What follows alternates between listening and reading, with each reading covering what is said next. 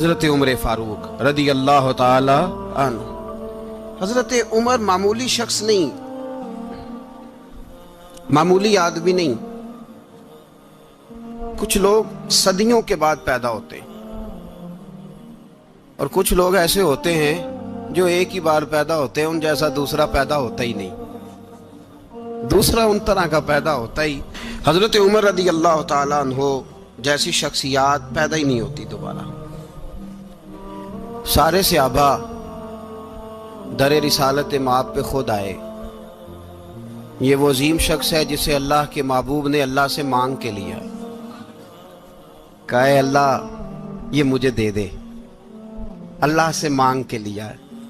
اس لیے صوفیاء کہتے ہیں کچھ مرید ہوتے ہیں کچھ مراد ہوتے ہیں، کچھ مرید ہوتے ہیں کچھ مراد ہوتے ہیں۔ مرید وہ ہوتا ہے جو چل کے آتا ہے، آ کے مرید ہوتا ہے۔ مراد وہ ہوتا ہے جسے کہا جاتا ہے کہ یہ کبھی میرا بن جائے نا، یہ کبھی آ جائے نا، میرا بن جائے، اس کو مراد کہتے ہیں۔ حضرت عمر مصطفیٰ کریم کی مراد ہیں، حضور کی مراد ہے۔ اللہم اعز الاسلام بے اسلام عمر ابن خطاب، اے اللہ اسلام کو عزت دے دے، میرے عمر کو کلمہ پڑھنے کی توفیق عطا فرما دے۔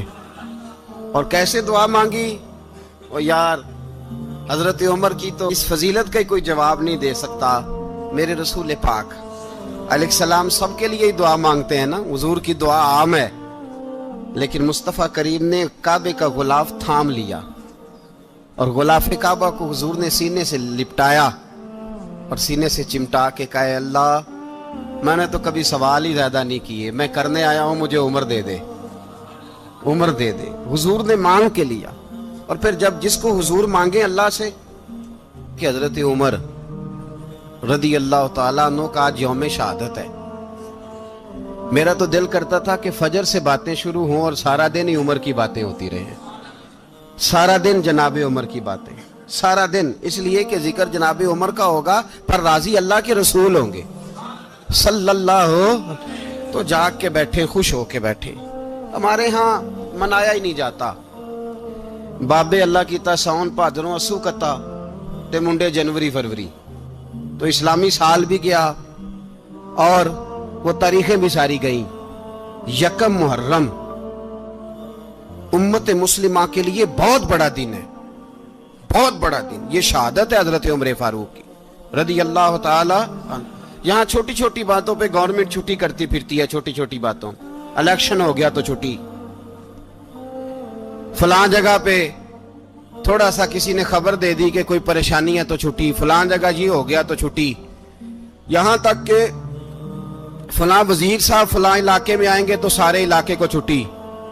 اور اب تو اس سے بڑا حال ہونے لگا ہے، اگر جن لوگوں کی سندھ میں حکومت ہے ان کے لیڈر کا دن آیا تو اس دن چھٹی، اور جن کی پنجاب میں حکومت ہے ان کا دن آیا تو چھٹی۔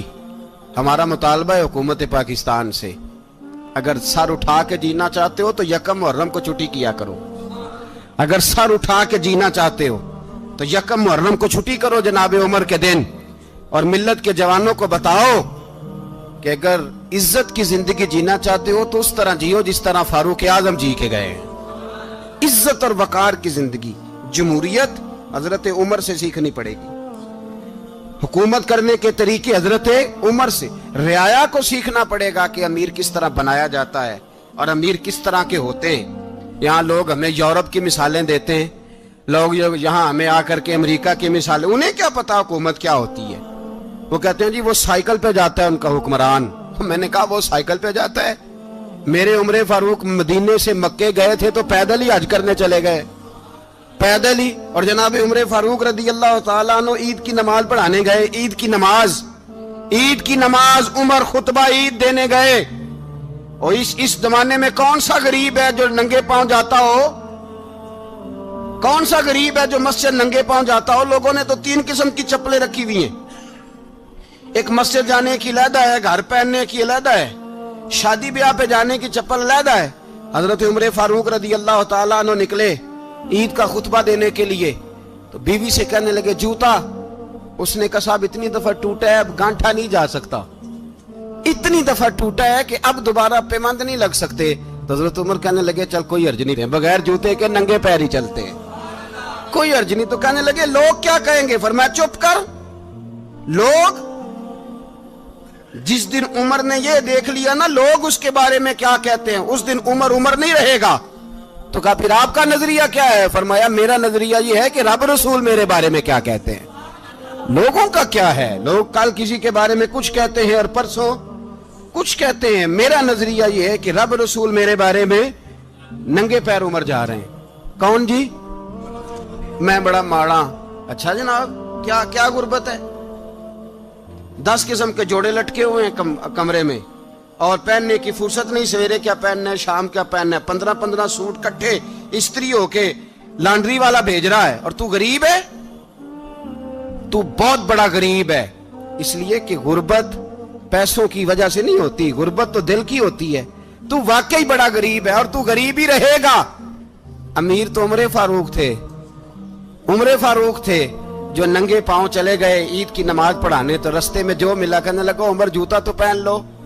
فرمایا تمہیں عمر کا جوتا نہ پہننے کا نقص تو نظر آیا ہے، کوئی حرج نہیں، اگر عمر کو کبھی بتانا ہوا تو وہ والا نقص بتانا جو عمر کی سیرت میں پیدا ہو، کردار میں پیدا ہو، وہ والا نقص بتانا، یہ چھوڑو جوتے آتے جاتے رہتے۔ ننگے پاؤں گئے، پاؤں دھوئے، نماز پڑھائی، لوٹ آئے۔ او بھائی یہاں تو ہمارا بناؤ سنگار اترنا، جتنی توجہ کپڑوں کی طرف ہے اتنی توجہ کبھی ہماری علم کی طرف ہوتی نا، جتنا ذوق شوق ہمارا بناؤ سنگار کی جانب ہے، اتنا بناؤ سنگار کبھی ہمارا اخلاقیات کی جانب ہوتا تو معاملات بڑی حد تک سنورے ہوئے ہوتے۔ حضرت سیدنا فاروق اعظم رضی اللہ تعالی اپنی زندگی کو ترتیب دیا۔ ایک دن بھی خلافت نہیں مانگی اللہ سے۔ حضرت عوف بن مالک اشجعی ایک صحابی ہیں، حضرت عوف بن مالک رضی اللہ تعالیٰ عنہ فرماتے ہیں کہ جناب ابو بکر صدیق کا زمانہ تھا تو میں نے خواب دیکھا، میں نے خواب میں جناب عمر کو دیکھا، اور میں نے دیکھا کہ کوئی کہنے والا کہہ رہا ہے کہ عمر وہ ہے کہ اللہ کے رستے میں کوئی اسے جتنا مرضی برا بھلا کہے یہ پرواہ نہیں کرتا۔ کس کے رستے میں؟ بولے سارے۔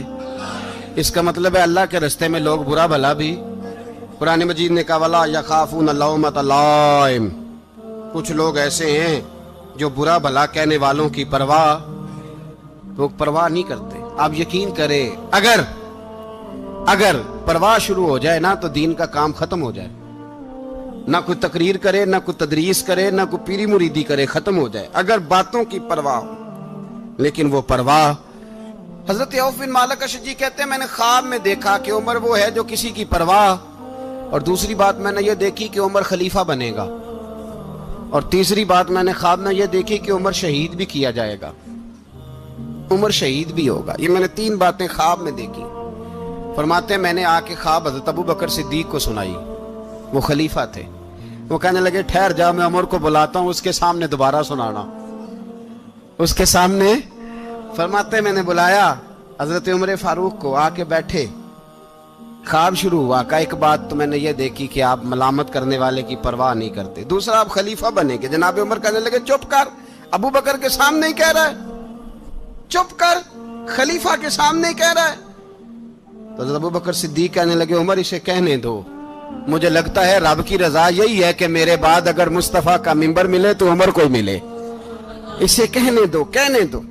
یار یہاں تو لوگ ڈینگے مارتے ہیں، یہاں تو لوگ دعوے کرتے ہیں میرے سامنے فلانے کو بھی بٹھاؤ، فلانے کو بھی بٹھاؤ، اس کو کیا پتا، اس کو کیا پتا، یہ تو بڑکے مارنے کا دور ہے۔ حضرت عمر رضی اللہ تعالیٰ عنہ کو تیسری بات کہی، حضرت عوف بن مالک نے کہا آپ شہید کیے جائیں گے، میں نے خواب دیکھی ہے۔ نیک لوگوں کے خواب بڑی حد تک سچے ہوتے ہیں۔ کہا میں نے خواب دیکھی ہے۔ تو حضرت عمر کہنے لگے شہید تو دلیر لوگ ہوتے ہیں، شہید تو دلیر، جسے سارا زمانہ دلیر کہہ رہا ہے وہ اپنے بارے میں کیا کہہ رہے ہیں؟ کہتے ہیں شہید تو دلیر، میں تو کاہل سا آدمی ہوں، سست آدمی ہوں، میں تو اتنا کام ہی نہیں کرتا، تو یہ خواب تو نے جو دیکھا ہے نا پھر سے دیکھنا۔ تو ابو بکر صدیق فرمانے لگے عاجزی نہ کر، انکساری نہ کر، تو جو کہہ رہا ہے ٹھیک کہہ رہا ہے، لیکن مجھے سن کے شکر بھی ہوا ہے اور افسوس بھی ہوا ہے۔ افسوس اس بات کا کہ تیرے جیسا بطل عظیم چلا جائے گا، اور شکر اس بات کا کہ رب تجھے زندگی بھی اعزاز والی دے گا، اور شہادت کی موت دے کے اللہ تجھے موت بھی عزت والی عطا فرمائے گا. اللہ موت بھی تجھے عزت والی دے گا, تجھے کاہلوں جیسی موت اللہ. حضرت فاروق اعظم رضی اللہ. او بھائی یہاں تو اس زمانے کا سب سے بڑا مسئلہ پروٹوکول ہے. لوگوں کو پتا ہوتا ہے کامل پیر ہے, کامل مرشد ہے, لوگ نہیں جاتے. میں کسی کا مرید ہو جاؤں, میرا پروٹوکول کدھر گیا؟ پتا ہوتا ہے یہ کامل استاد ہے, میں اس کے پاس بیٹھوں گا تو میری تربیت کرے گا, لیکن لوگ شاگرد نہیں بنتے. میں کدھر گئی؟ یہ جو پروٹوکول کی مصیبت ہے نا, اس نے بڑے بڑے لوگ زیرو کر دیے, بڑے بڑے لوگ. اور یہ مت سمجھے کہ آپ کا وزیر اعظم پروٹوکول لیتا ہے یا آپ کا صدر پروٹوکول, وزراء, ایسی کوئی بات نہیں. ہم چھوٹے طبقے سے لے کر بڑے سارے پروٹوکول کے قائل ہیں. ہمارا تو داماد بھی کہتا ہے کہ مجھے پوچھا نہیں, میں تمہارے گھر کیوں آؤں. ہمارا تو بھائی ہر شخص اعلان کرتا ہے پروٹوکول کا, فلانے نے عزت نہیں دی تو واپس آ جاؤ, فلانے نے سلوٹ نہیں کیا تو واپس آ جاؤ. لوگ جہاں سلوٹ کرنا چاہیے وہاں بھی سلوٹ کرانے کے قائل ہیں. پر حضرت عمر رضی اللہ تعالی, حضرت عمر کی سادگی اور پھر جناب عمر کی عاجزی, جب انسان اپنے اوپر سوار کر لیتا ہے نا, سوار کر لیتا ہے, میں بدکار پرانا خادم, کسے در ملی نی ٹوئی, اتے واصف یار نے نظر جو کیتی تے واصف ہی. میں اکثر سوچتا ہوں حضور نے جہاں بھی کہا نا, فرمایا میرے بعد نبی ہوتے تو خطاب کے بیٹے عمر ہوتے. حضور نے فرمایا عمر جس رستے سے جاتا ہے شیطان وہ رستہ بدل جاتا ہے. نبی پاک صلی اللہ علیہ وسلم نے فرمایا میرا عمر وہ ہے کہ اس کی زبان پر حق جاری ہے. حضور علیہ السلام نے فرمایا 950 سال حضرت جبریل میرے عمر کی شان بیان کریں تو ان کی عظمت ختم نہیں ہوتی. 950 سال جبریل عظمت بیان کرے تو ختم نہیں ہوتی. یہ بات ہے حضرت عمر کی. اور فرمایا عمر ابو بکر کی نیکیوں میں سے ایک نیکی ہے, یہ شان ہے اب عمر فاروق رضی اللہ تعالیٰ عنہ کی. حضور نے فرمایا میرے بعد نبی ہوتے تو عمر ہوتے, جس گلی سے عمر آئے شیطان رستہ بدل جائے. میرے عمر فاروق کی شان 950 سال بیان ہو تو ختم نہ ہو. عمر کی زبان پر اللہ حق بیان کرتا ہے, جو عمر کہتا ہے وہی رب کر دیتا ہے. حضور ساری زندگی فضیلتیں بیان کرتے رہے, عمر جواب میں کیا کہتے ہیں؟ کوئی بتائے نا کہ یہ والی حدیثیں کبھی عمر نے بھی روایت کی ہوں کہ حضور نے میرے بارے میں یہ کہا ہے. یہ روایتیں وہ روایت نہیں کرتے. ان سے جب لوگ کہتے عمر تیری بڑی بات ہے تو عمر رو پڑتے, کہتے میں تو اونٹ چرانے والے باپ کا بیٹا ہوں, میں تو اونٹ چرانے والے باپ کا بیٹا, اونٹ چرا. اس سے آگے عمر گئے ہی نہیں ساری زندگی, اس سے آگے لفظ ہی نہیں ادا کی. اور میں تو بھائی اونٹ چرانے والا, میرا باپ تو اونٹ چرایا کرتا تھا, 10 اونٹ تھے, میری ڈیوٹی ہوتی تھی, سنبھالے نہیں جاتے تھے, ابا ڈنڈوں سے مارتا تھا. ساری زندگی عمر حج کرنے گئے, ایک خشک تنا کھجور کا عمر فاروق رضی اللہ تعالیٰ عنہ نے اس کو اپنے کلاوے میں لیا, رونے لگے. لوگوں نے کہا عمر کیا ہوا؟ فرمانے لگے یہاں میں اونٹ چرایا کرتا تھا, یہاں میں اونٹ چراتا تھا, 10 اونٹ سنبھالے نہیں جاتے تھے. دیکھو رسول اللہ کی شان, آج ساری امت چلانے کا طریقہ عطا فرما دیا ہے. ساری نظریے سے پیار. یار پیسہ کس کو برا لگتا ہے؟ آپ جس آدمی کی 50 کروڑ کی پراپرٹی ہے اس کو پوچھیں سب سے غریب, آپ کو وہی نظر آئے گا. وہ کہے گا میں ٹائٹ ہوں, حالات بڑے. میں کئی باری پوچھے انہوں نے, میں کہتا ترجمہ بھی 10 چھڑوں کی, ہمیں تو سمجھ نہیں آتی. اور ٹائٹ حالات کون سے ہوتے ہیں جی؟ جس آدمی کا کروڑوں میں کاروبار ہے نا, اس کو آپ چھیڑے وہ رونے لگ جائے گا, رونے.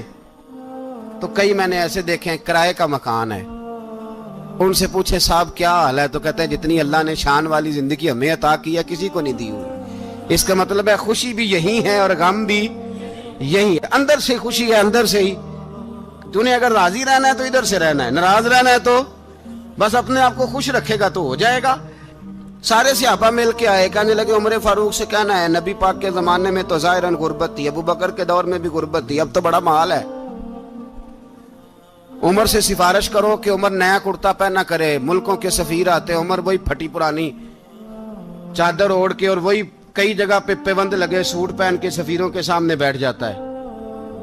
عمر کو مشورہ دو, طے ہو گئی بات. سب نے جب مشورہ دے لیا تو سارے کہنے لگے یہ بتاؤ شیر کی مونچھ کو ہاتھ کون لگائے گا؟ کہنا کس نے ہے؟ بندہ بھی تو ڈھونڈو نا۔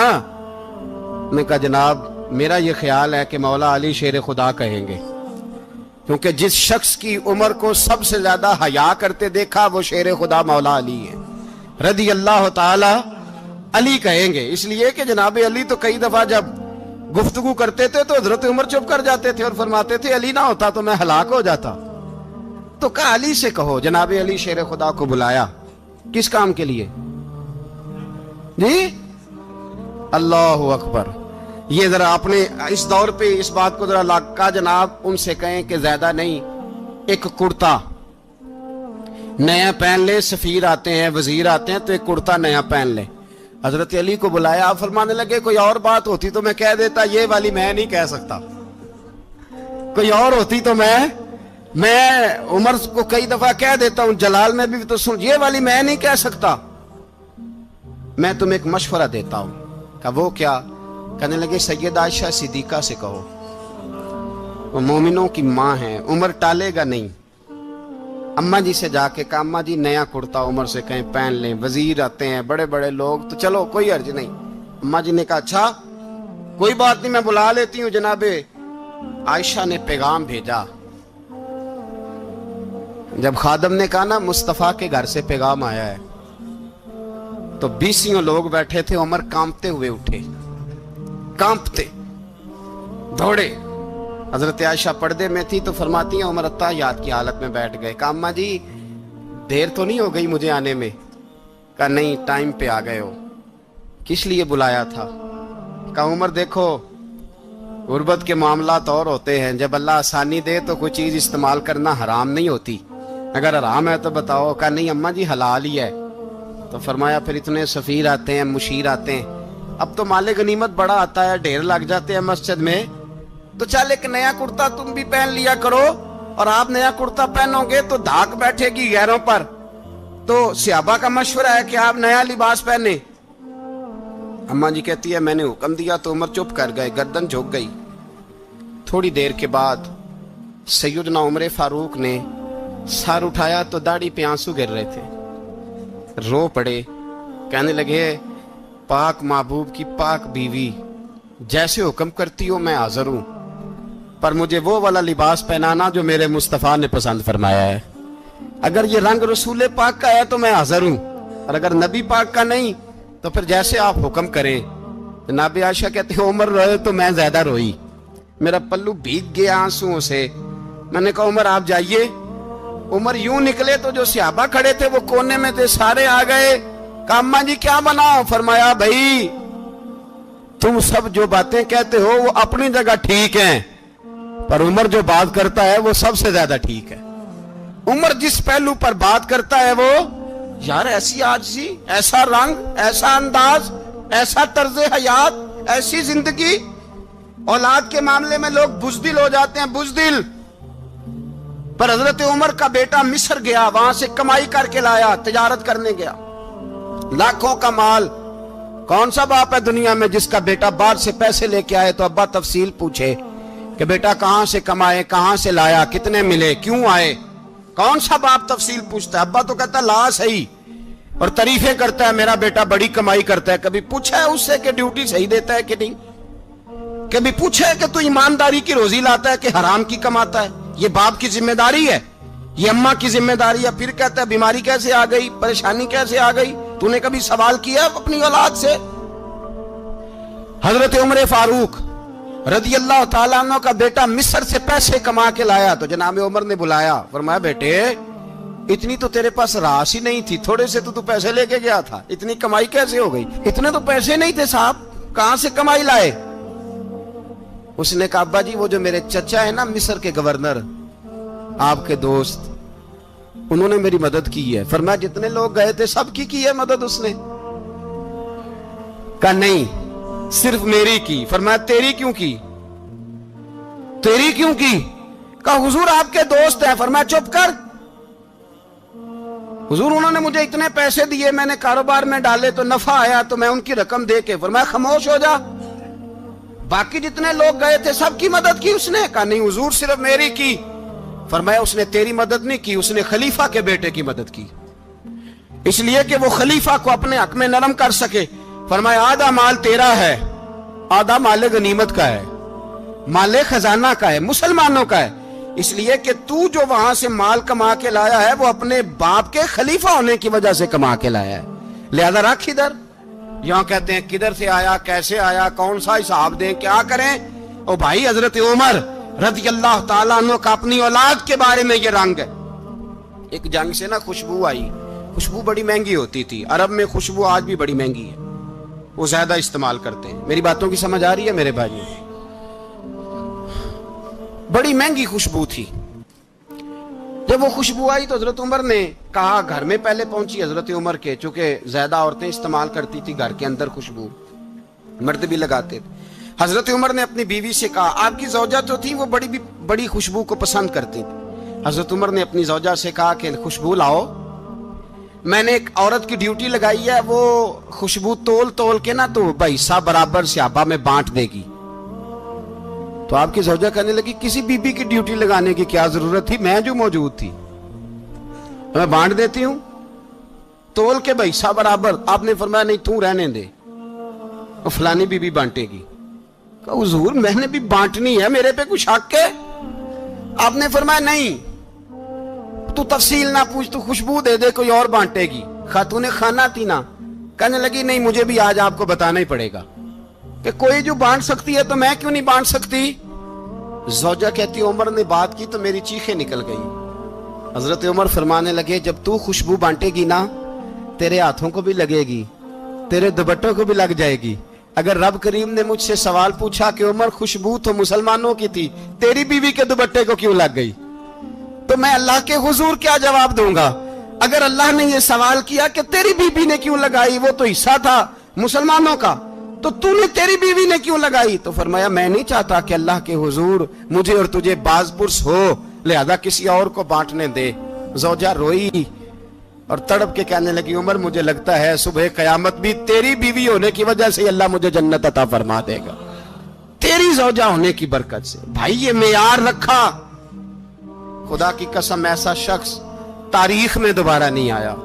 اتنا بڑا آدمی، اتنا بڑا شخص، اتنا بڑا آدمی، اور پھر رنگ یہ ہے کہ عمر 22 لاکھ مربع میل کا حکمران، 22 لاکھ، اور کھجور کے درخت کے نیچے مٹی کا ڈھیلا لے کے سو گئے ہیں، پرواہ کوئی نہیں، کوئی مسئلہ ہی نہیں۔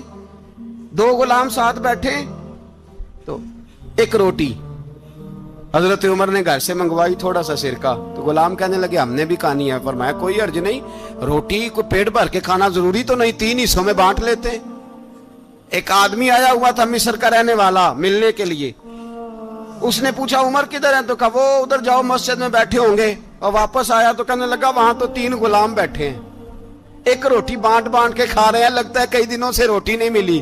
کہا 3 غلام تو کوئی نہیں، وہاں 2 ہی تھے، تیسرے تو امیر المومنین تھے۔ اس نے کہا نہیں 3 غلام ہیں، کپڑے بھی ایک طرح کے پہنے ہوئے ہیں، بلکہ 2 کے تو پھر صحیح ہیں، تیسرے کے تو زیادہ ماڑے ہیں، کپڑے بھی ایک طرح کے، کھانا پینا بھی ایک طرح کا، اور ان کا نشست برخاست بھی ایک طرح کی ہے، لہذا کوئی فرق نہیں۔ حضرت ابو ہریرہ کہتے ہیں میں لے کے آیا، اور جناب عمر کو جب میں نے کچی زمین میں تامت سمیٹ بیٹھے دیکھا تو میں رو پڑا۔ میں نے اس مصر سے آنے والے کو کہا تو اس کے جلوے دیکھ، اگر اس کی ذات میں اتنا حسن ہے تو محمد عربی کا مقام کیا ہوگا؟ یہ مقام غور ہے، مقام غور۔ 10 محرم کو لوگ دیگے پکائیں گے نا، نہیں پکانی ہے؟ کوئی بول دے نہیں، ہاں نہ نہیں کر دے، پروگرام بدلیا تو نہیں دی عید کی کہ وہی کام شروع ہویا ہے، لاسٹ ایٹ ہونے والا، کیوں جی پکنی ہے نا دیکھیں 10 محرم کو انشاءاللہ تعالی، ہم بھی پکائیں گے انشاءاللہ، یہاں بھی پروگرام ہوگا۔ تو 10 محرم کو جو دیگ پکنی ہے تو ایسا نہیں ہو سکتا کہ 1 محرم کو حضرت عمر کے نام کی بھی کوئی پک جائے۔ اگر امام حسن حسین کے نام کی دیگیں پکے تو جو امام حسن حسین سے پیار کرنے والے ہیں، جو امام حسن حسین سے، ہم لوگوں نے بھی عجیب رٹا اپنایا ہے نا، ہم لوگ بات کا ایک پہلو دیکھتے ہیں دوسرا نہیں دیکھتے۔ حضرت امام حسن اور حسین کو بھی نبی پاک نے شہید کہا، اور جناب عمر کو بھی رسول اللہ نے خود شہید فرمایا، فرمایا شہید ہے، خود فرمایا اپنی زبان سے کہ یہ شہید ہے، خود میرا عمر شہید ہے۔ تو ان کے نام کی دیگ نہیں پکنی چاہیے؟ اس طرف نہیں ہماری توجہ ہونی چاہیے؟ اور اہل بیت نبو، یہ بات میں پہلے بھی کرتا ہوں، آج پھر کرنا ضروری سمجھتا ہوں، اہل بیت کا پیار سن لو کان کھول کے، اہل بیت کا پیار اگر ہمیں کسی نے سکھایا ہے تو سیدنا عمر فاروق نے سکھایا ہے۔ اہل بیت نبوت کی محبت اگر کسی نے سکھائی ہے تو کس نے سکھائی ہے؟ بول کے بتائیے۔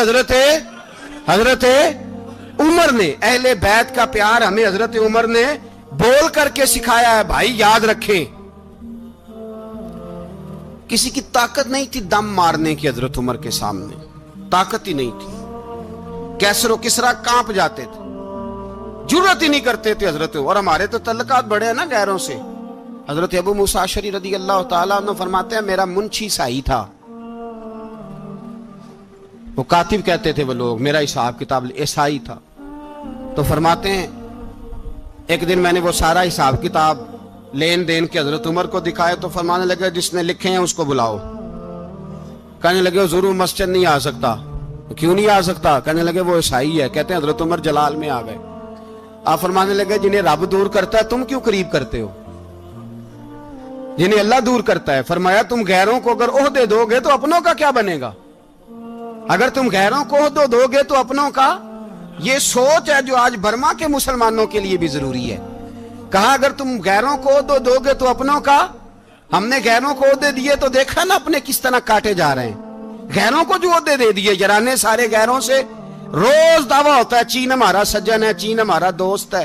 او بھائی دوست ہے تو اس سے کہو نا کہ برما تو تمہاری ایک چھوٹی سی ریاست ہے، چین کے بغیر تو وہ سانس بھی نہیں لے سکتا۔ اس کو کہو نا اس حکومت پہ دباؤ ڈالے۔ لیکن ہم لوگوں نے غیروں کو عہدے دیے تو اپنے پس گئے۔ حضرت عمر کہتے تھے ذمی کا ہم ادب کریں گے، ذمی کافر کا ہم، ایسا کافر جو مسلمان ریاست کو قبول کرے، بدامنی نہ پھیلائے۔ ایک آدمی کو آپ نے دیکھا آنکھوں سے نابینا ہے اور بھیک مانگ رہا ہے، تو حضرت عمر کو نظر آ گیا۔ فرمایا کون ہو؟ اس نے کہا میں یہودی ہوں۔ فرمایا بھیک کیوں مانگتے ہو؟ کہا جب تک تندرست تھا مسلمانوں کو جزیہ دیتا تھا، بوڑھا ہو گیا ہوں کیا کروں؟ حضرت عمر نے گھوڑے کی پشت پہ بٹھایا، کافر کو گھوڑے کی پشت پہ بٹھایا اور بٹھا کے مدینے لائے۔ حضرت علی شیر خدا وزیر خزانہ تھے۔ فرمایا علی اس کا وظیفہ جاری کرو۔ کہا یہ کون ہے؟ فرمایا یہ یہودی ہے لیکن یہ ہمیں جزیہ دیتا رہا، بوڑھا ہو گیا بیچارہ، بھیک مانگنے پہ مجبور ہے، ہماری حکومت کے اندر رہتا ہے، اس کا پورا وظیفہ جتنا خرچہ اتنا وظیفہ لگاؤ۔ حضرت علی کہتے ہیں میں وظیفہ لگا رہا تھا اور وہ میرے نبی کا کلمہ پڑھ رہا تھا، وہ رسول اللہ کا کلمہ پڑھ رہا تھا۔ یہ مزاج، یہ نہیں کہ کافر۔ حضرت عمر نے گورنروں کو خط لکھے تھے کہ زبردستی کسی کو مسلمان نہیں کرنا، جہاں ان کی عبادت گاہیں بنی ہو گرانی نہیں، کوئی مندر کوئی گرجا ضائع نہیں کرنا۔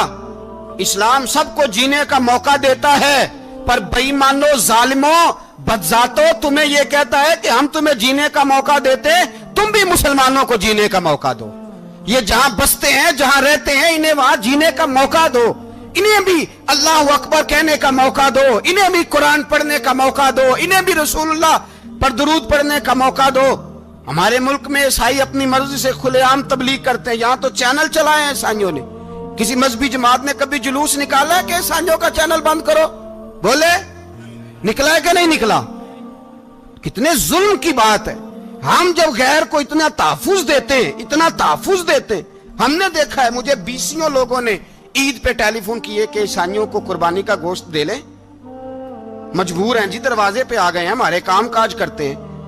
بیسیوں لوگ، عام آدمی کے دل میں ان کا اتنا جذبہ ہے، وہ مسائل کا بیان کرنا ایک علیحدہ بات، لیکن ہمارے دل کافر کے حق میں بھی نرم ہو جاتے ہیں۔ تم کس قدر زیادہ بے ایمان ہو اور کفر کس قدر زیادہ ذلیل ہو گیا ہے کہ مسلمان کے حق میں نرم ہوتا ہی نہیں، اور اس سے بڑے ذلیل وہ ہیں جو ان ذلیلوں کے سپورٹر ہیں، وہ کسی عرب ملک کے حکمران ہو یا کسی اور جگہ کے، وہ بڑے ذلیل ہیں جو ان ذلیلوں کے سپورٹر ہیں، جو برما کی بچیوں کے قتل پر اپنی حکومتیں چمکا رہے ہیں، انہیں شرم نہیں آتی۔ اس قدر مسلمان تڑپا ہے لیکن ان بے غیرتوں کو ذرا ہوش نہیں آئی، اور یہ ان کے کماش، ان کے دلال جو ہر جگہ ان کی سپورٹ کر کے اپنی حکومتیں قائم کرتے ہیں، بے ایمانوں کو پتہ نہیں کہ کب ان پر اللہ کا عذاب اترے گا اور کس طرح ان کے پرخشے اڑیں گے۔ تمہیں اپنی ذلت اور رسوائی نظر نہیں آ رہی کہ زمین کس طرح تمہارے لیے تنگ ہو گئی ہے؟ اس سے زیادہ اور تمہاری رسوائی کیا ہوگی؟ ڈرو اللہ سے، اور یہ تو دنیا کا عذاب ہے. ان بطش ربک لشدید. میرا رب کہتا ہے قیامت تو قائم ہونے دے. اتنا سخت تیرے رب کی پکڑ ہے اتنی کسی دوسرے کی ہو سکتی؟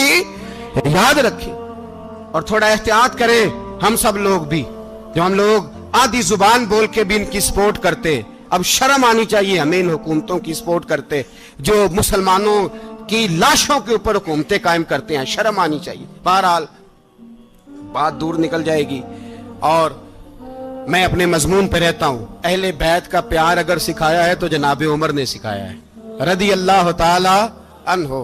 امام حسن ملنے, آپ یقین کریں میں جب اس واقعہ کو پڑھتا ہوں تو میرا دل جھوم جاتا ہے. میں کہتا ہوں یار ڈاڈا ہونا اپنی جگہ پہ, عشق ہونا اپنی جگہ پہ, انسان کا باوقار ہونا اپنی جگہ. جہاں کھڑے ہونا تھا وہاں یہ کھڑے ہوتے تھے اور جہاں جھکنا تھا وہاں یہ. ان لوگوں میں اقبال نے کہا تھا تیری نگاہ ناز سے دونوں مراد پا گئے. عقلِ غیاب و جستجو, عشق حضور و اضطراب. جہاں اگر آیا ہے سامنے کیسر و کسرا تو عمر جیسا دلیر کوئی نہیں. اگر سامنے آیا ایران کا بادشاہ تو عمر جیسا تگڑا کوئی نہیں. اگر آیا ہے سامنے غسان کا بادشاہ تو عمر جیسا عادل کوئی نہیں. لیکن اگر علی کا بیٹا آیا ہے, اگر فاطمہ کے لال پارے آئے ہیں تو پھر فاروق اعظم سے جیسا محب کوئی نہیں, پھر ان سے جیسا پیار کرنے والا کوئی نہیں. اندر بیٹھے ہیں جناب عمر, اندر تنہائی میں کچھ وزیروں سے گفتگو ہو رہی ہے, میٹنگیں جاری ہیں. آپ کے بیٹے ملنے آئے جناب عبداللہ ابن عمر. ابا جی ملنا ہے. بات ٹھہرو, بات کر رہا ہوں, کوئی نہ اندر آئے. صاحب زیادہ باہر کھڑا ہے. تھوڑی دیر گزری تو امام حسن بھی آ گئے. کون آئے؟ آپ کو جو ملے گا امام صاحب کا نام لینے سے, وہ سردار ہیں جنتیوں. کون آئے؟ سارے بولیے. امام حسن تیری نسل پاک میں ہے بچہ بچہ نور کا, تو ہے نے نور تیرا سب گھرانہ. امام حسن آئے تو حضرت عبداللہ ابن عمر کو دروازے پہ کھڑے دیکھا. کہا امیر المومنین کہاں ہیں؟ کہنے لگے حضرت عمر کے بیٹے. کہنے لگے وہ اندر بیٹھے, کچھ میٹنگ ہو رہی ہے اور انہوں نے کہا کوئی اندر نہ آئے, لیکن آپ جانا چاہیں تو چلے جائیں. آپ جانا چاہیں تو تیری نسل پاک میں ہے بچہ بچہ نور, آپ جانا چاہیں تو چلے جائیں. تو انہوں نے کہا جب آپ باہر کھڑے ہیں تو مجھے کوئی اتنا ضروری کام نہیں, اور ابھی زور کی نماز تھوڑی دیر میں ہوگی, میں مسجد میں مل لوں گا امیر المومنین سے. یہ بات کہہ کہ امام حسن چلے گئے. یار اتنی بڑی بات نہیں تھی, اتنی بڑی بات نہیں تھی. وہ میرے استادوں کا بیٹا بھی آئے تو کہا ٹھیک ہے جی وہ سوئے ہوئے ہیں, کوئی غرض نہیں یار میں ٹھہر کے آ جاؤں گا. کوئی بڑی بات نہیں تھی, دیکھا جائے تو بڑی بات نہیں تھی, پر بات بہت بڑی تھی اس لیے کہ یہ خالی حسن نہیں, یہ حسن ابن علی ہے, یہ حضرت فاطمہ کے لخت جگر. حضرت عمر باہر نکلے. عبداللہ ابن عمر سے پوچھا کوئی آیا تو نہیں؟ تو کہا حضور امام حسن آئے تھے. تو کہا پھر شہزادے کو اندر کیوں نہیں بھیجا؟ کہا میں نے کہا تھا. وہ کہنے لگے اگر امیر المومنین مصروف ہیں تو میں ظہر میں مل لوں گا. حضرت عمر رونے لگے. فرمایا بیٹے تو نے اچھا نہیں کیا. پھر مسجد نہیں گئے, سیدھے امام حسن کے دروازے دستک دی. امام حسن باہر آئے. کہا شہزادے آئے تھے تو ملے کیوں نہیں؟ تو امام حسن کہنے لگے حضور آپ کا اپنا بیٹا دروازے پہ کھڑا تھا, آپ کا اپنا بیٹا دروازے پہ کھڑا تھا, اور منع بھی کیا تھا آپ نے تو میں زور میں مل لیتا. حضرت امام حسن فرماتے جوش جذبات میں جناب عمر نے سر سے پگڑی اتار دی. جوش جذبات میں کہنے لگے حسن میرے بیٹے کا اور آپ کا کیا مقابلہ؟ کیا اس کی ماں کا نام فاطمہ الزہرا ہے؟ کیا اس کی نانی کا نام ختیجۃ الکبریٰ ہے؟ کیا اس کے نانے کا نام محمد مصطفیٰ ہے؟ آپ کا اور اس کا کیا مقابلہ؟ پھر رو پڑے اور کہنے لگے بیٹے میں مکے کے صحراؤں میں اونٹ چرایا کرتا تھا, یہ جو میرے سر پر عزت کے بال ہیں یہ تیرے نانے کے اگائے ہوئے. میں مکے کے خبردار شہزادے خبردار. او بھائی اہل بیت نبوت کے ادب کا رنگ اگر سکھایا ہے تو سیدنا عمر نے سکھایا ہے. حضرت عمر فاروق اتھارٹی ہے, اسلام کی اتھارٹی. یکم محرم حضرت عمر کی شہادت ہے. یہودی بول اٹھا, کافر بول اٹھا. اگر 6 مہینے عمر دنیا میں اور رہتے تو دنیا میں کوئی کافر موجود نہ ہوتا. 6 مہینے. اور جب اس بطل جلیل کا جنازہ اٹھا, اللہ بخاری پڑھیے نا, اللہم ارزقنا شہادتا فی سبیلک, اللہ बिस्तरे की मौत ना देना, शहादत की देना। उमर शहीद हुए, मस्जिद नबी में नमाज पढ़ाते, और जब जनाजा उठा तो मदीने का फिर पीछे जो दलेर बचे वो मौला अली थे। मौला अली, जनाब उमर का जनाजा उठा तो सबसे पहली हाय जो निकली वो हजरत अली की जुबान से निकली, और हजरत अली सारी दाढ़ी आंसुओं से भर गई। लोगों ने कहा कि अली क्या हुआ? फरमाने लगे तुम देख नहीं रहे जनाजा किसका उठा है, पलट के देखो तो सही, तुम पता नहीं ये कौन गया है। कहा हुजूर क्या हुआ? अब फरमाने लगे उमर इस तरह के काम करके गया है, अब इनके रस्तों पे कौन चलेगा, कौन इसके जिगर राहे वफा में। मैं नक्श ऐसे छोड़ आया हूँ, मैं जिस मंजिल से गुजरा हूँ वो अब तक याद करती है। हजरत अली हजरत उमर के जनाजे पे खड़े होकर कहते हैं अल्लाह मुझे उस तरह के अमल करने की तौफीक दे जिस तरह के उमर करके गया। मेरे भाई बतले अजीज, बतले हुर्रियत हजरत उमर रदी अल्लाह ताला अन्हो, जो अपनी जिंदगी इनकलाब वाली गुजार के गए। उमर जब दुनिया से गए तो 80 दिनार का कर्जा था, 22 लाख मुरब्बा मील का हुक्मरान। और अपने बेटे से कहने लगे बेटे कोशिश करना तेरे खानदान वाले मिलके मेरा कर्जा उतार दे, मेरी कब्र पे बोझ ना रहे, और अगर खानदान वाले मदद न करें तो मेरे दोस्तों से बात करना, वो मदद न करें तो फिर अली से बात करना। इनका प्यार आपस में इतना और तू इख्तलाफ साबित कर रहा। 80 दिनार का कर्जा छोड़कर हजरत उमर दुनिया से गए और जाती दफा कह गए मेरे बाद मेरे बच्चों को हुकूमत के मशवरे में भी शामिल ना करना, हुकूमत के मशवरे में भी मेरी औलाद शामिल ना हो। इतना बड़ा शख्स इतना बड़ा रंग दे के यकम मुहर्रम को जब उम्र फारूक का विसाल हुआ तो बेटे से कहने लगे अम्मा आयशा से जाके कहो मेरा भी नबी पाक के रोजे में दफन होने को दिल करता है। एक कब्र की जगह है अम्मा जी ने अपने लिए रखी है, बुखारी या बुखारी। हजरत आयशा के पास साहबजादे गए, कहने लगे अम्मा जी उमर को जख्म लग गया है, हालत बड़ी परेशानी वाली है। वो कहते हैं अगर अम्मा इजाजत दे। सैयद आयशा रो पड़ी, फरमाने लगी कि वो अपनी कब्र की जगह तो नहीं ना किसी को देता, पर उमर ने कमाल ही बड़ा किया। उसे कहो जाओ गुंबद खजरा में कयामत तक जो मुस्तफा पे और अबू बकर पे सलाम पड़ेगा वो तुझ पे भी सलाम पढ़ के जाएगा। उमर का बेटा मिस्र गया, वहां से कमाई करके लाया, तिजारत करने गया, लाखों का माल। कौन सा बाप है दुनिया में जिसका बेटा बाहर से पैसे लेके आए तो अब्बा तफसील पूछे कि बेटा कहां से कमाए, कहां से लाया, कितने मिले, क्यों आए? कौन सा बाप तफसील पूछता है? अब्बा तो कहता ला सही और तारीफे करता है मेरा बेटा बड़ी कमाई करता है। कभी पूछा है उससे कि ड्यूटी सही देता है कि नहीं? कभी पूछा है कि तू ईमानदारी की रोजी लाता है कि हराम की कमाता है? ये बाप की जिम्मेदारी है, ये अम्मा की जिम्मेदारी है। फिर कहता है बीमारी कैसे आ गई, परेशानी कैसे आ गई? तूने कभी सवाल किया अपनी औलाद से? हजरत उमर फारूक रजी अल्लाह ताला अन्हु का बेटा मिस्र से पैसे कमा के लाया तो जनाब उमर ने बुलाया, फरमाया बेटे इतनी तो तेरे पास राश ही नहीं थी, थोड़े से तो तू पैसे लेके गया था, इतनी कमाई कैसे हो गई? इतने तो पैसे नहीं थे साहब, कहां से कमाई लाए? उसने कहा अब्बा जी वो जो मेरे चचा है ना मिस्र के गवर्नर, आपके दोस्त, उन्होंने मेरी मदद की है। फरमाया जितने लोग गए थे सबकी की है मदद उसने? कहा नहीं सिर्फ मेरी की। फरमाया तेरी क्यों की? तेरी क्यों की? कहा हुजूर आपके दोस्त हैं। फरमाया चुप कर, हुजूर उन्होंने मुझे इतने पैसे दिए, मैंने कारोबार में डाले तो नफा आया तो मैं उनकी रकम दे के। फरमाया खामोश हो जा, बाकी जितने लोग गए थे सबकी मदद की उसने? कहा नहीं हुजूर सिर्फ मेरी की। फरमाया उसने तेरी मदद नहीं की, उसने खलीफा के बेटे की मदद की, इसलिए कि वो खलीफा को अपने हक में नरम कर सके। फरमाया आधा माल तेरा है, आधा माले गनीमत का है, माले खजाना का है, मुसलमानों का है, इसलिए कि तू जो वहां से माल कमा के लाया है वो अपने बाप के खलीफा होने की वजह से कमा के लाया है, लिहाजा रख इधर। यहां कहते हैं किधर से आया, कैसे आया, कौन सा हिसाब दें, क्या करें? ओ भाई हजरत उमर रज़ी अल्लाह ताला अन्हु का अपनी औलाद के बारे में ये रंग है। एक जंग से ना खुशबू आई, खुशबू बड़ी महंगी होती थी, अरब में खुशबू आज भी बड़ी महंगी है, वो ज्यादा इस्तेमाल करते हैं। मेरी बातों की समझ आ रही है मेरे भाइयों? बड़ी महंगी खुशबू थी।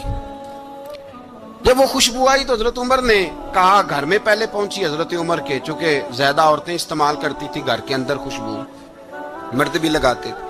حضرت عمر نے اپنی بیوی سے کہا, آپ کی زوجہ تو تھی وہ بڑی خوشبو کو پسند کرتی. حضرت عمر نے اپنی زوجہ سے کہا کہ خوشبو لاؤ, میں نے ایک عورت کی ڈیوٹی لگائی ہے, وہ خوشبو تول کے نا تو حصہ برابر صحابہ میں بانٹ دے گی. تو آپ کی زوجہ کہنے لگی, کسی بی بی کی ڈیوٹی لگانے کی کیا ضرورت تھی, میں جو موجود تھی میں بانٹ دیتی ہوں تول کے حصہ برابر. آپ نے فرمایا نہیں, تو رہنے دے, وہ فلانی بی بی بانٹے گی. حضور میں نے بھی بانٹنی ہے, میرے پہ کچھ حق ہے؟ آپ نے فرمایا نہیں, تو تفصیل نہ پوچھ, تو خوشبو دے دے, کوئی اور بانٹے گی. خاتون خانہ تھی نا, کہنے لگی نہیں مجھے بھی آج آپ کو بتانا ہی پڑے گا کہ کوئی جو بانٹ سکتی ہے تو میں کیوں نہیں بانٹ سکتی. زوجہ کہتی عمر نے بات کی تو میری چیخیں نکل گئی. حضرت عمر فرمانے لگے, جب تو خوشبو بانٹے گی نا تیرے ہاتھوں کو بھی لگے گی, تیرے دوپٹوں کو بھی لگ جائے گی. اگر رب کریم نے مجھ سے سوال پوچھا کہ عمر خوشبو تو مسلمانوں کی تھی, تیری بیوی کے دوپٹے کو کیوں لگ گئی, تو میں اللہ کے حضور کیا جواب دوں گا؟ اگر اللہ نے یہ سوال کیا کہ تیری بیوی نے کیوں لگائی, وہ تو حصہ تھا مسلمانوں کا, تو نے تیری بیوی نے کیوں لگائی؟ تو فرمایا میں نہیں چاہتا کہ اللہ کے حضور مجھے اور تجھے باز پرس ہو, لہذا کسی اور کو بانٹنے دے. زوجہ روئی اور تڑپ کے کہنے لگی, عمر مجھے لگتا ہے صبح قیامت بھی تیری بیوی ہونے کی وجہ سے اللہ مجھے جنت عطا فرما دے گا, تیری زوجہ ہونے کی برکت سے. بھائی یہ معیار رکھا, خدا کی قسم ایسا شخص تاریخ میں دوبارہ نہیں آیا. اتنا بڑا آدمی, اتنا بڑا شخص, اتنا بڑا آدمی, اور پھر رنگ یہ ہے کہ عمر 22 لاکھ مربع میل کا حکمران, 22 لاکھ, اور کھجور کے درخت کے نیچے مٹی کا ڈھیلا لے کے سو گئے ہیں, پرواہ کوئی نہیں, کوئی مسئلہ ہی نہیں. 2 غلام ساتھ بیٹھے تو ایک روٹی حضرت عمر نے گھر سے منگوائی, تھوڑا سا سرکہ, تو غلام کہنے لگے ہم نے بھی کھانی ہے. فرمایا کوئی حرج نہیں, روٹی کو پیٹ بھر کے کھانا ضروری تو نہیں, 3 حصوں میں بانٹ لیتے. ایک آدمی آیا ہوا تھا مصر کا رہنے والا ملنے کے لیے, اس نے پوچھا عمر کدھر ہے, تو کہا وہ ادھر جاؤ مسجد میں بیٹھے ہوں گے. اور واپس آیا تو کہنے لگا وہاں تو 3 غلام بیٹھے ہیں, ایک روٹی بانٹ کے کھا رہے ہیں, لگتا ہے کئی دنوں سے روٹی نہیں ملی. کہا 3 غلام تو کوئی نہیں, وہاں 2 ہی تھے, تیسرے تو امیر المومنین تھے. اس نے کہا نہیں 3 غلام ہیں, کپڑے بھی ایک طرح کے پہنے ہوئے, بلکہ 2 کے تو پھر صحیح ہیں, تیسرے کے تو زیادہ ماڑے ہیں. کپڑے بھی ایک طرح کے, کھانا پینا بھی ایک طرح کا, اور ان کا نشست برخاست بھی ایک طرح کی ہے, لہذا کوئی فرق نہیں. حضرت ابو ہریرہ کہتے ہیں میں لے کے آیا, اور جناب عمر کو جب میں نے کچی زمین میں تامت سمیٹ بیٹھے دیکھا تو میں رو پڑا. میں نے اس مصر سے آنے والے کو کہا تو اس کے جلوے دیکھ, اگر اس کی ذات میں اتنا حسن ہے تو محمد عربی کا مقام کیا ہوگا. یہ مقام غور ہے, مقام غور. 10 محرم کو لوگ دیگے پکائیں گے نا, نہیں پکانی ہے, کوئی بول دے نہیں, ہاں نہ نہیں کر دے, پروگرام بدلیا تو نہیں دی عید کی کہ وہی کام شروع ہوا ہے لاسٹ ایٹ ہونے والا. کیوں جی, پکنی ہے نا دیکھیں 10 محرم کو انشاءاللہ تعالی, ہم بھی پکائیں گے انشاءاللہ, یہاں بھی پروگرام ہوگا. تو 10 محرم کو جو دیگ پکنی ہے تو ایسا نہیں ہو سکتا کہ 1 محرم کو حضرت عمر کے نام کی بھی کوئی پک جائے. اگر امام حسن حسین کے نام کی دیگیں پکے تو جو امام حسن حسین کے سے پیار کرنے والے ہیں, جو امام حسن حسین سے, ہم لوگوں نے بھی عجیب رٹا اپنایا ہے نا, ہم لوگ بات کا ایک پہلو دیکھتے ہیں دوسرا نہیں دیکھتے. حضرت امام حسن اور حسین کو بھی نبی پاک نے شہید کہا, اور جناب عمر کو بھی رسول اللہ نے خود شہید فرمایا.